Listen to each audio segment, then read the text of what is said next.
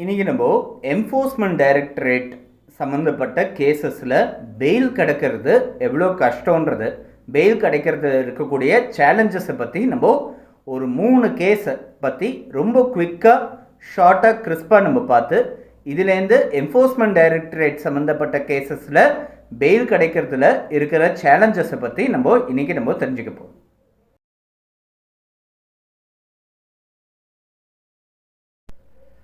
First case துக்கிஷியாம் பெனோபன் versus Arunkumar பஜோரியான்னு சொல்லிட்டு ஒரு case 1997 28 November 1997 நினைக்கிறேன். 28 நவம்பர் 1997 அப்போது சுப்ரீம் கோர்ட்டால் ஜட்ஜ்மெண்ட் ஆகப்பட்ட ஒரு முக்கியமான ஒரு கேஸ். ஃபஸ்ட்டு இது என்ஃபோர்ஸ்மெண்ட் டைரக்டரேட் சம்மந்தப்பட்ட ஒரு பெயில் சம்மந்தப்பட்ட ஆன்டிசிபேட்டரி பெயில் சம்மந்தப்பட்ட ஒரு கேஸ்.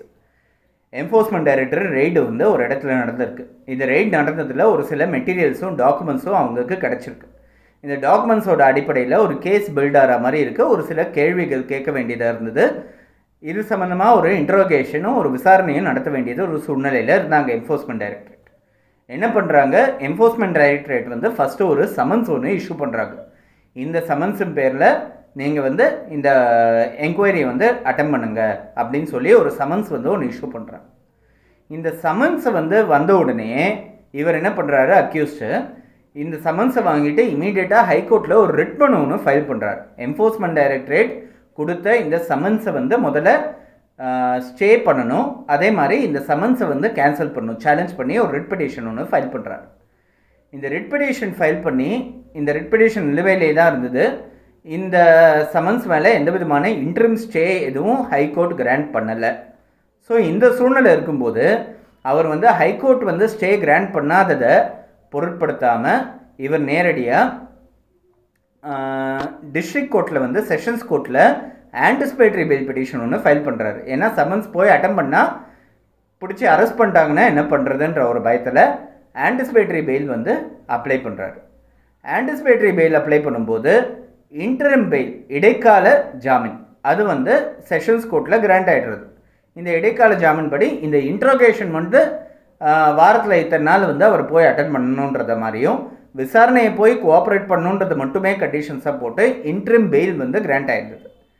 இந்த இன்டரிம் பெயில் கிராண்ட் ஆனதை சேலஞ்ச் பண்ணி என்ஃபோர்ஸ்மெண்ட் டைரக்டரேட் என்ன பண்ணுறாங்க, ஹைகோர்ட்டில் கேஸ் ஃபைல் பண்ணுறாங்க. இந்த இன்டரிம் பெயில் கேன்சல் பண்ணணும் அப்படின்னு சொல்லி கேட்டு ஹைகோர்ட்டில் கேஸ் ஃபைல் பண்ணுறாங்க. ஹைகோர்ட்டில் இந்த கேஸ் இருக்கும்போது ஹைகோர்ட்டில் நேரடியாக ஒரே ஒரு ஆர்டர் பாஸ் பண்ணுறாங்க. இமீடியட்டாக இன்டரிம் பெயில் இடைக்கால ஜாமீன்ற கொஸ்டின் வேண்டாம், இமீடியட்டாக ஃபைனல் ஆர்டர் பாஸ் பண்ணிவிடுங்க. ஜாமீனில் என்ன இடைக்கால ஜாமீன் ஃபைனலாக ஆன்டிசிபேட்டரி பெயில்னு கொடுக்குறது, இமீடியட்டாக ஃபைனல் ஆர்டர்ஸ் பாஸ் பண்ணுங்கள் அப்படின்னு ஹைகோர்ட் ஒரு ஆர்டர்ஸ் பாஸ் பண்ணாங்க. இந்த ஹைகோர்ட் ஆர்டர்ஸ் பேரில் திரும்பி செஷன்ஸ் கோர்ட் இந்த கேஸ் எடுத்து ஃபைனல் ஆர்டரில் ரெஸ்பாண்ட் அதாவது அக்யூஸ்டுக்கு சாதகமாக அவருக்கு அரெஸ்ட் பண்ணக்கூடாதுன்னு சொல்லி ஆன்டிசிபேட்டரி பெயில் கொடுத்தாச்சு. ஹைகோர்ட் இவருக்கு ஆன்டிசிபேட்டரி பெயில் கொடுத்தாச்சு, இவர் அரெஸ்ட் ஆக முடியாது அப்படின்ற சூழ்நிலை இருக்கும்போது இந்த ஆன்டிசிபேட்டரி பெயிலை சேலஞ்ச் பண்ணி திரும்பி என்ஃபோர்ஸ்மெண்ட் டைரக்டரேட் ஹைகோர்ட்டில் ஒரு டிவிஷன் பெஞ்ச் முன்னாடி முறையிடுறாங்க. ஸோ இந்த டிவிஷன் பெஞ்ச் முன்னாடி போகும்போது ஹைகோர்ட் என்ன பண்ணிடுறாங்க, இருக்கிற பிரச்சனையை இன்னும் கொஞ்சம் பெருசு பண்ணுற விதமாக Monday to Friday, Monday to Saturday daily மத்தியானம் 2 மணிக்கு 3 ஹவருக்கு உங்களை இன்ட்ரோகேட் பண்ணலாம். 2 மணிலேருந்து 5 மணி வரைக்கும் அங்கே இருக்க வேண்டியது உங்களோட டியூட்டி. டெய்லி மத்தியானம் 2 மணிலேருந்து 5 மணிக்குள்ளே இந்த பர்டிகுலர் இடத்துல இந்த பர்டிகுலர் இடி என்ஃபோர்ஸ்மெண்ட் டைரக்டரேட்டோட இந்த பர்டிகுலர் ஆஃபீஸ்க்கு நீங்கள் போய் அட்டெம்ட் பண்ணி நீங்கள் இந்த கேஸோட விசாரணைக்கு கோஆப்ரேட் பண்ணணும். ஆனால் ஆன்டிசிபேட்டரி பெயில் அப்படியே தான் இருக்கும். இவரை எந்த காரணத்தை கொண்டு நீங்கள் விசாரிக்கணும், அவ்வளோதானே, எப்படி வேணாலும் கூப்பிட்டு உட்கார வச்சு விசாரிச்சுக்கோங்க, ஆனால் அவரை எந்த சூழ்நிலையிலையும் அரெஸ்ட் பண்ணக்கூடாது அப்படின்னு சொல்லி ப்ரீ அரெஸ்ட் பெயில், அதாவது அவரை அரெஸ்ட் பண்ணக்கூடாது ஆனால் டெய்லி விசாரணைக்கு இவர் கோஆப்ரேட் பண்ணணும் அப்படின்ற மாதிரி ஆர்டர்ஸ் பாஸ் பண்ணாங்க. ரொம்ப இந்த பக்கமும் இல்லாமல் அந்த பக்கமும் இல்லாமல் ஒரு ஆர்டர்ஸ் ஒன்று பாஸ் பண்ணியிருக்காங்க. இந்த ஆர்டர்ஸ் மேலே அக்ரீவ் ஆகிட்டு என்ஃபோர்ஸ்மெண்ட் டைரக்டரேட் சுப்ரீம் கோர்ட்டுக்கு போகிறாங்க. இதுதான் கேஸ். சுப்ரீம் கோர்ட்டுக்கு போகும்போது என்னென்னா, இவங்க வராங்க, இன்ட்ரோகேஷனுக்கு உட்காந்துக்கிறாங்க. நாங்கள் கேள்வி கேட்குறோம். அவர் என்ன பதிலாக சொல்லிட்டு போகிறாரு, அவரை எங்களால் அடிக்க முடியாது, வேறு எதுவும் தொந்தரவு பண்ண முடியாது, டார்ச்சர் பண்ண முடியாது, எந்த விதமான த்ரெட்டும் வைக்க முடியாது, அவர் அரெஸ்ட்டும் பண்ண முடியாது.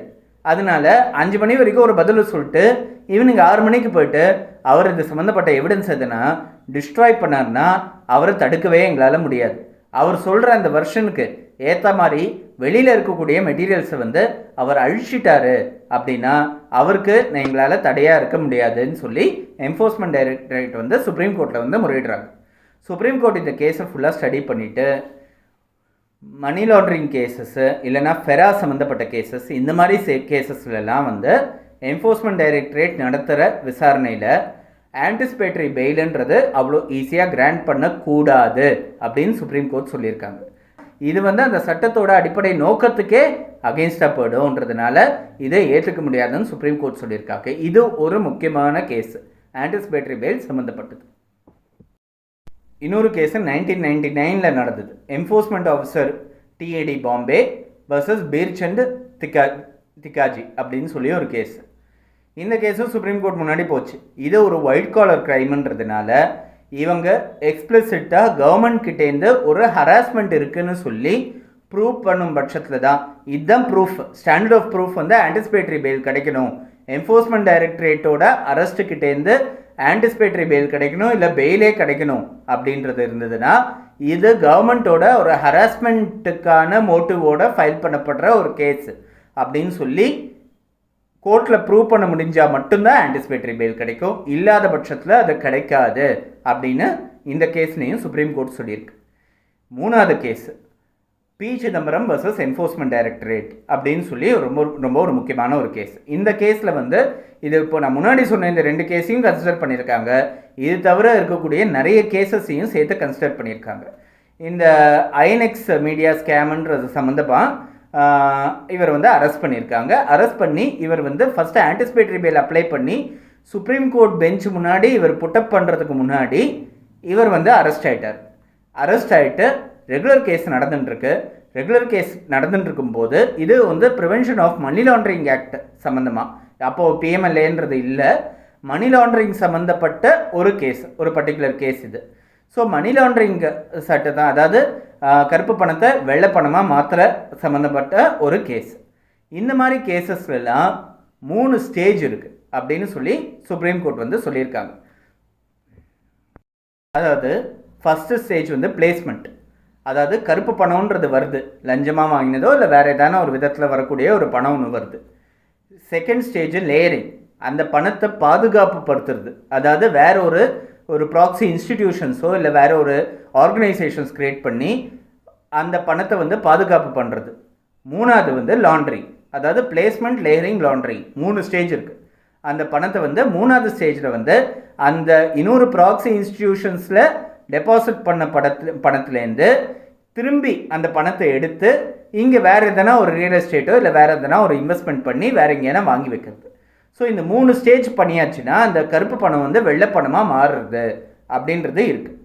ஸோ இந்த பிளேஸ்மெண்ட், லேயரிங், லாண்ட்ரிங் இந்த 3 ஸ்டேஜ் சம்மந்தமாகவும் என்கொயரி நடத்தணும்னா அந்த பர்டிகுலர் அக்யூஸ்டு இதெல்லாம் நடத்தினவர் வெளியில் இருந்தால் இதை நடத்த முடியாது, இது சம்மந்தமாக என்கொயரி நடத்துறது வந்து சாத்தியம் கிடையாது அப்படின்னு சொல்லிட்டு சுப்ரீம் கோர்ட் வந்து சொல்லியிருக்காங்க.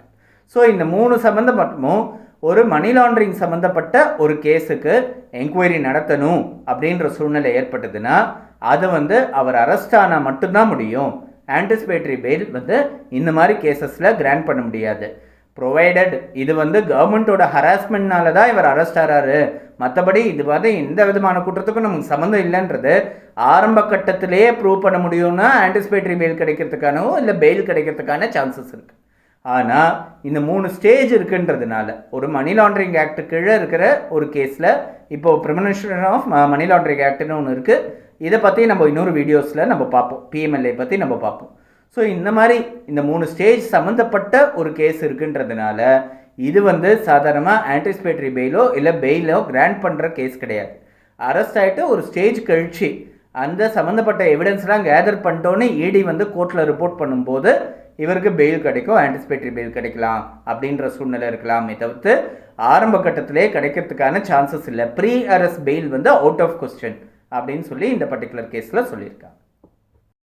ஸோ இந்த கேசஸ்லாம் பார்க்கும்போது நமக்கு தெரியறது ஒரே ஒரு விஷயம், என்ஃபோர்ஸ்மெண்ட் டைரக்டரேட் சம்மந்தப்பட்ட ஒரு கிரிமினல் கேஸில் ஆன்டிசிபேட்டரி பெயில் அல்லது பெயில் வாங்கணும் அப்படின்ற ஒரு சூழ்நிலை இருந்ததுன்னா மெயினாக ப்ரூவ் பண்ண வேண்டிய விஷயம் இது ஒரு ஹராஸ்மெண்ட் மோட்டிவோட தொடுக்கப்பட்ட ஒரு வழக்கு அப்படின்னு சொல்லி கோர்ட்டுக்கிட்ட தேவையான ப்ரிலிமினரி எவிடன்ஸை வச்சு பிரைமா ஃபேஸ் எவிடன்ஸை வச்சு இம்ப்ரெஸ் பண்ண முடியும் அப்படின்னா பெயில் கிடைக்கிறதுக்கான சான்சஸ் நிறையவே இருக்குது அப்படின்றத தெரிஞ்சுக்க வேண்டியது.